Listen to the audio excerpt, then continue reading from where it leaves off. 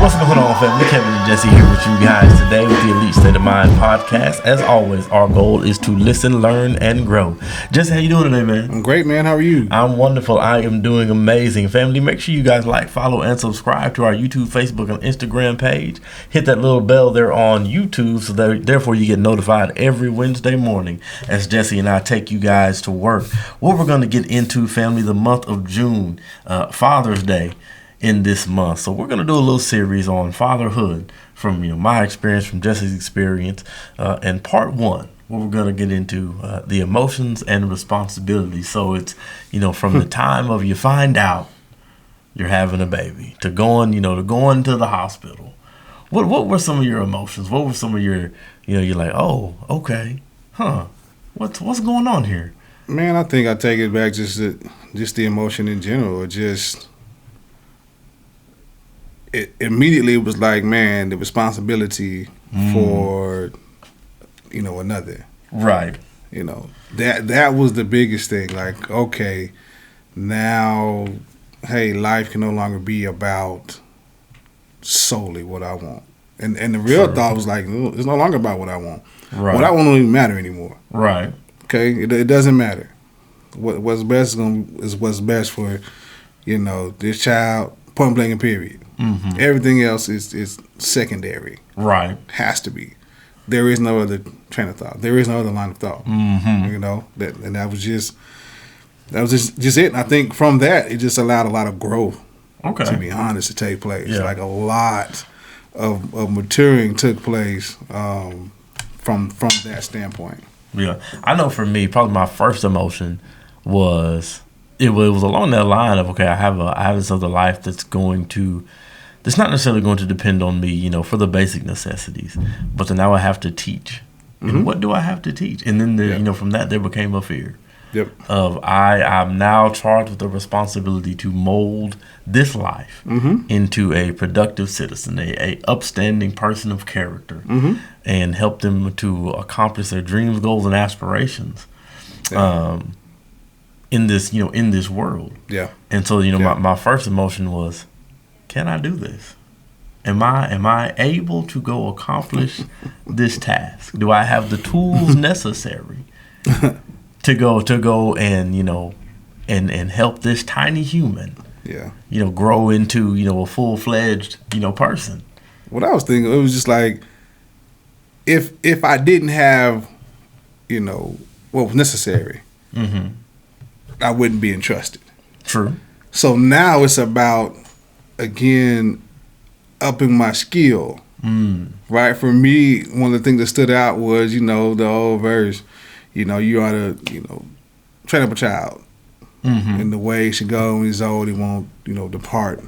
From that, I had to take a practical application of, okay, what is to teach? Okay, well, one of my career paths is in teaching. So understanding, like, man, there's a lot, there's a breakdown, right? So what I did, I went and wrote, and I went, okay, what's going to actually be important?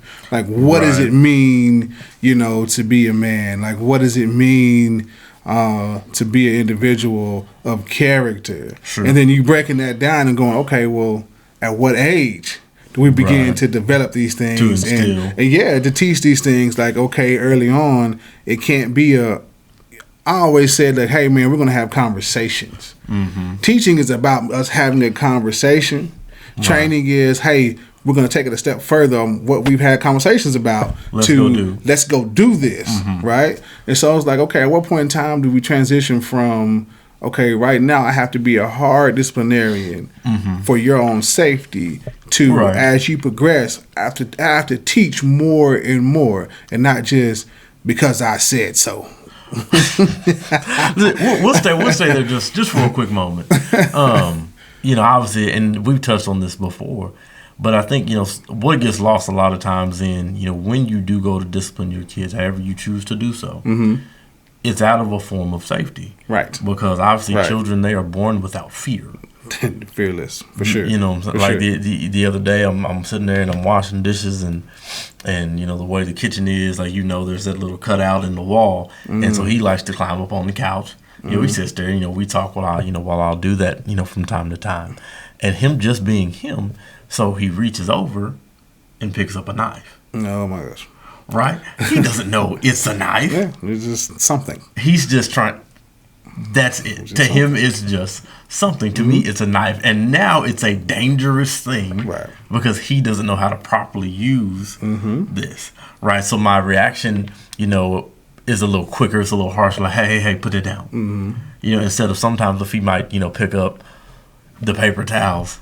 Hey. Yeah. Let's not, toss the paper towels around, son. Let's put those back. Yes. And so often discipline, for us, it comes out of, needing to keep, the kids safe. But like you said, then the transition never gets made from being that, that tough disciplinarian. Maybe you are a little harsher and you're a little quicker in your app, to action before you have conversations.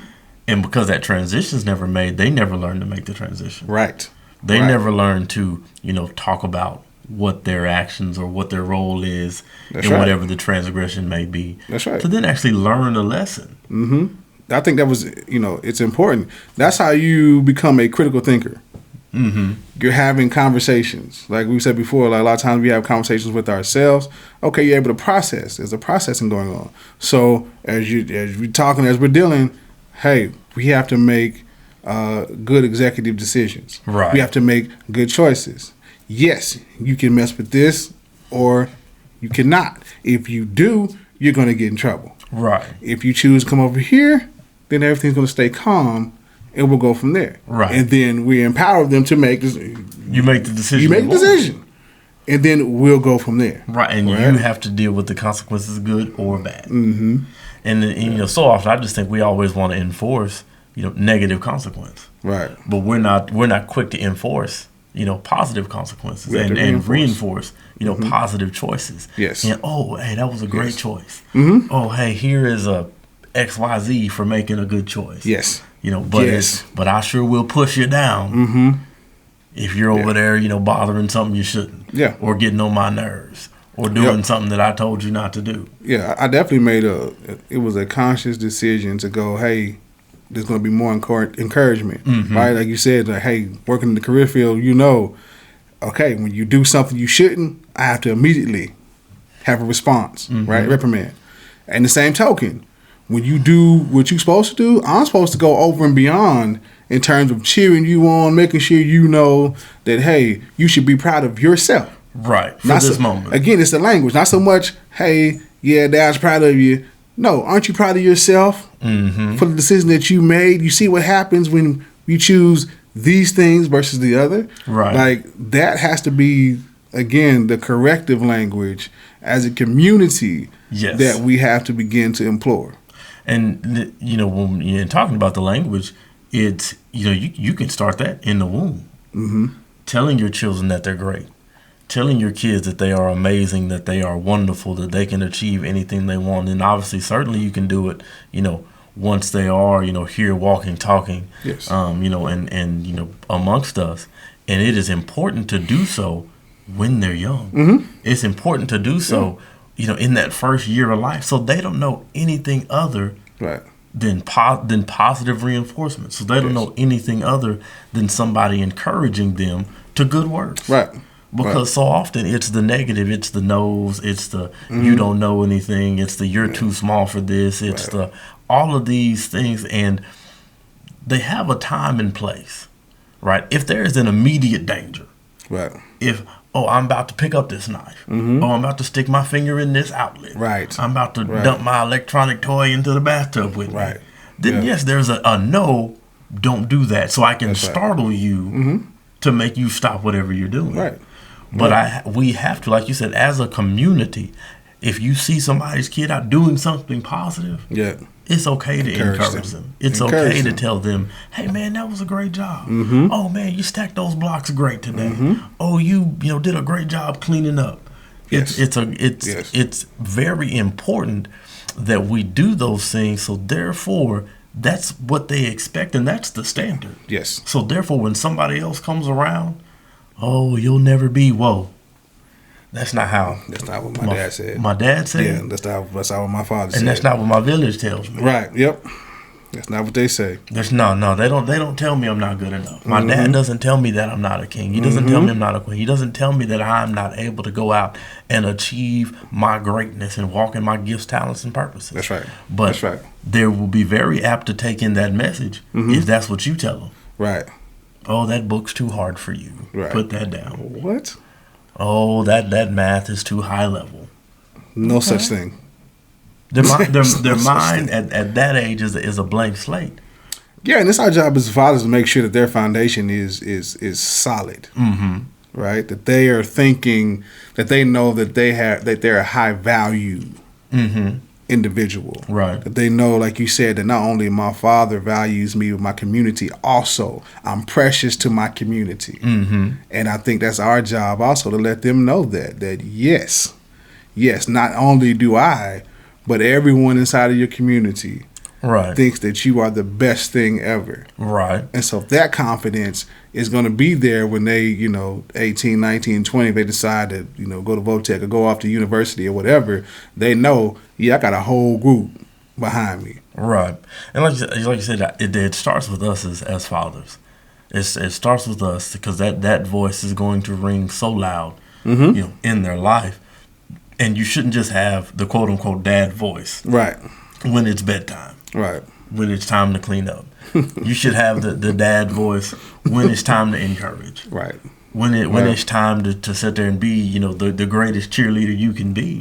And install the language of a winner. Yes. For your kid. I cannot drive home, that point enough, that there are so many, people, in our generation that walk around with, fear to apply to this job, right? With fear to try to get this promotion, or should I try to get my master's degree? Should I try to get my bachelor's degree? And so often there has to be an outside entity that comes along with the encouragement, a surrogate father that comes along to tell us as men, these things are okay. It's okay to pursue certain ambitions and do certain things in life, because prior generations, maybe they didn't know how.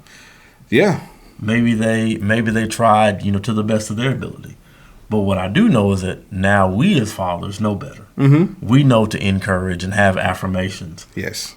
Right now. And whether your child can talk now or not.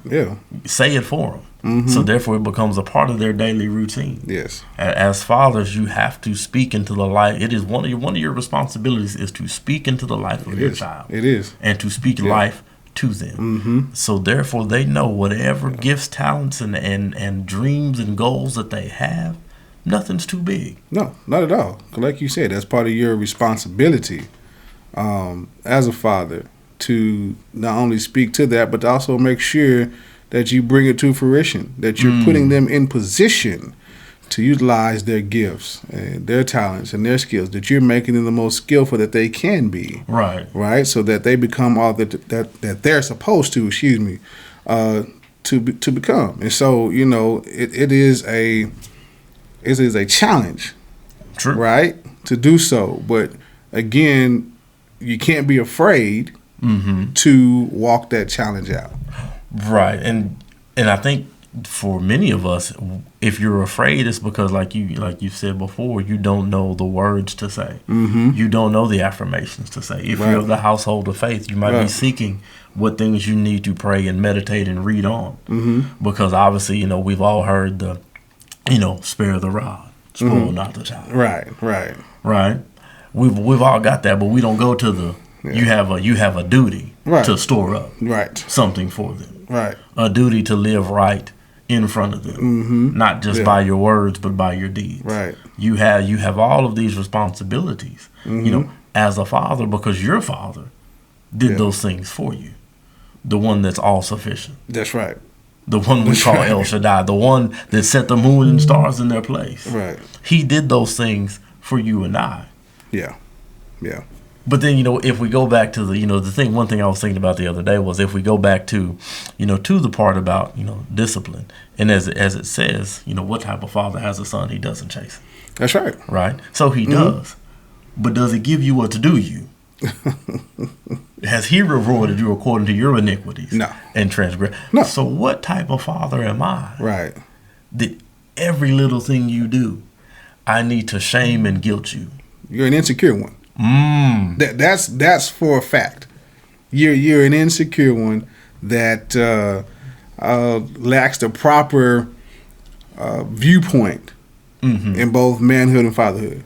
Because like you said, as a father, it's my job to administer as much grace as I possibly can. And it's my job, if I believe, like you said, on the Creator, that means I'm supposed to love you back to this particular state of, just righteousness. Stay right there. Right. Like, I'm supposed to love you so much that you can't help but get back on track. And that causes me as a father, I have to walk that out with you. Right? So if I don't teach you as a youngster, right, that means as, elementary age, okay, yeah, we got to get it right. Still not there. Okay, middle school, yep. Still got high school, yep. I got to do that until you get back on this right path. And so often, for fathers, and obviously, I'm not going to get into gender specific roles, but we'll cast the loving part off on the mother. And that's wrong. Right. And she's the one that's supposed to provide all the love and all the nurture. And 9 times out of 10, they are better at nurturing. They are. They are much better. No doubt about at that. Nurturing. They are much better at having that emotional availability and intelligence just naturally. Yes. Right. But as a father, I cannot stress the importance of, like you said, showing that love. Right. Because there's a difference when you'll see a difference in your child if you haven't been showing the love. If you haven't been telling them, on a daily basis that you love them. It's so crazy. I know we've had conversations in passing before, with ourselves and other friends in our circle about how, well, can you remember the last time your dad looked at you and said, "Hey, son, I love you"?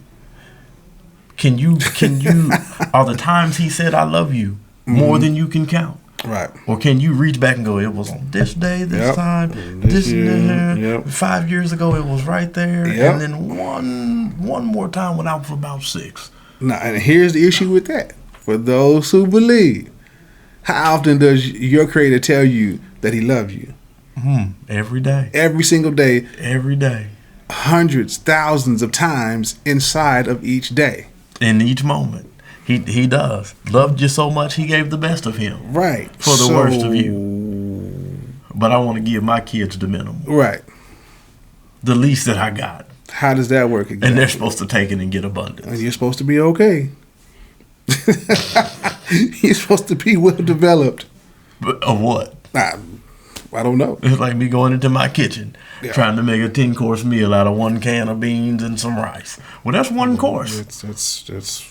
That's 1 course, and it's probably not going to be very good because I didn't even say I had no seasoning. Right? Because I ain't got none. That's bad. Oh my gosh! Old dusty beans and this old dusty rice with no butter, no sugar, nothing. Man, but you're supposed to love this. And then I have the nerve to demand respect and adoration. Oh my gosh! We'll get into that in some later parts. That'll be a part 2. That'll be part 2 or 3. Oh my god! But I will have the nerve to demand respect and admiration for you. Mm-hmm. But I haven't done the store up. I haven't. I've provoked you unto wrath. Man, that's one that they don't talk about. Because again, if you're of the household of faith, you're still a brother or sister in Christ. Right. Are you not? Yes. And that's something that you say, we talk about it often. Like, hey, man, how I'm speaking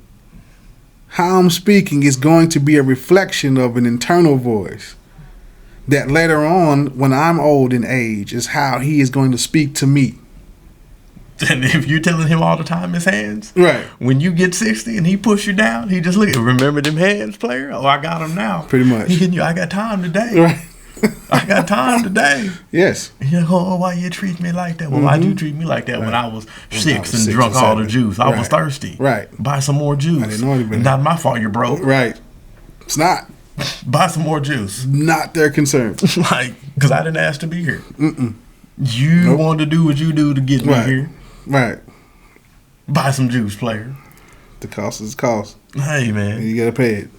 Every day. Every it is day. What it is. Every day the rent's due.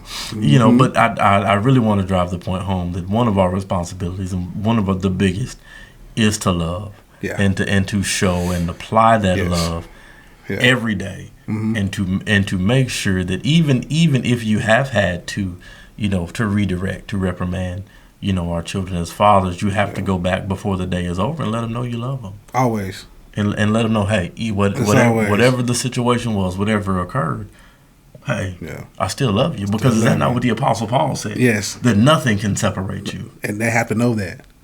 From the love. They have to know. It doesn't matter what you do, how bad it is, how bad the world thinks it is.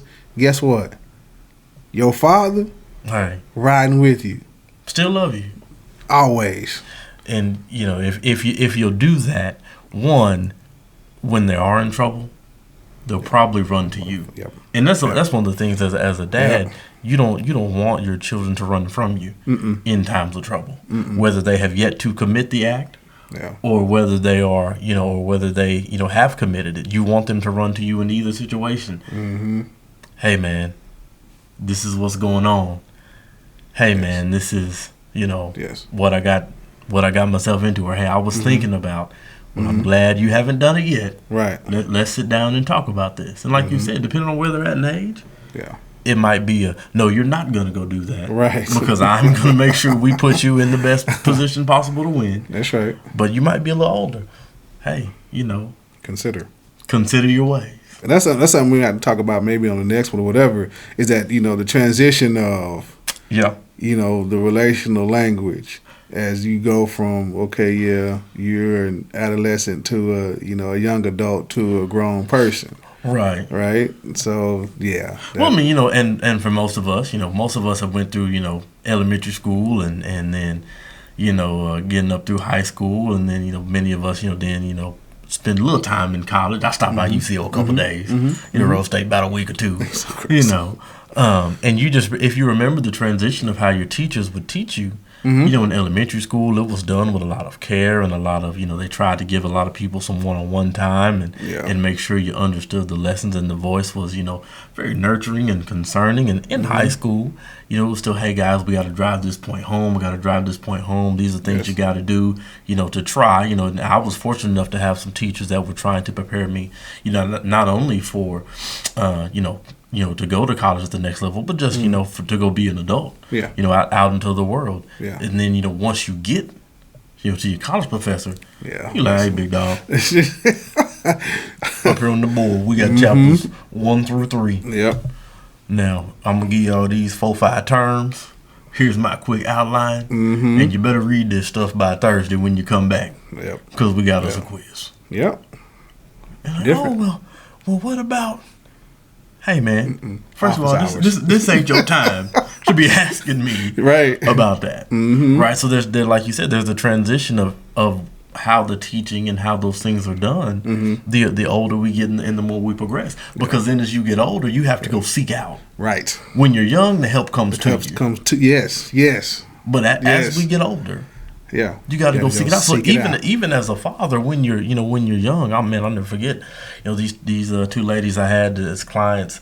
I was getting ready to have my daughter, and they were like, oh, because as a dad, you're like, I don't need this. That's junk. I don't need that. That's junk. And she said, look, son, you gonna want that swing. Yeah. And I'll be if we got that little sucker home, and that's where she slept. I don't know what that swing was, blessed and anointed and highly favored. But anywhere else, she'd be awake. Yeah.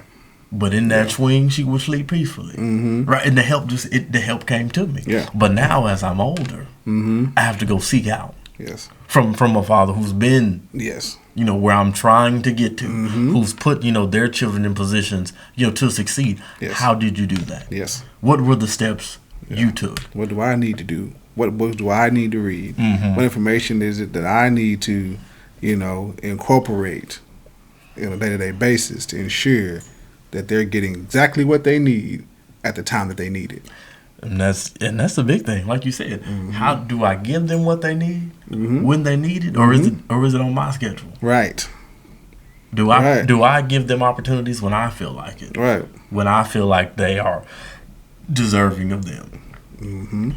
When I feel like it's time for them to do X, Y, Z. Yeah. When if their mind is fixated upon it now, why aren't we going after it now? We should go for it now. Because again, that's one of my responsibilities as a father is to provide those opportunities. Yep. Okay, they may not want to do it in a month. They may not want to do it in 6 months or a year. That's okay. Okay, cool. So we'll move on to the next thing. But one of those things will stick. It sure will. And sometimes it might be that first thing that you look up and, 20, 30 years later, that's their career.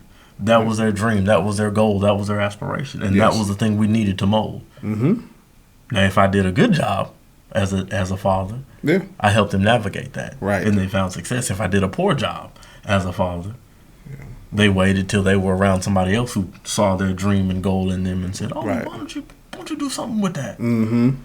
Well, I never thought about it, and I was always discouraged, and people talked about me, and my dad never believed in me. And oh, well, you can do that. I can. Yep. Yeah. Yes, you can. That shouldn't be the first time they hear that they can. That's tough. It shouldn't be. That's tough. Yeah, don't let somebody else encourage a child before you do.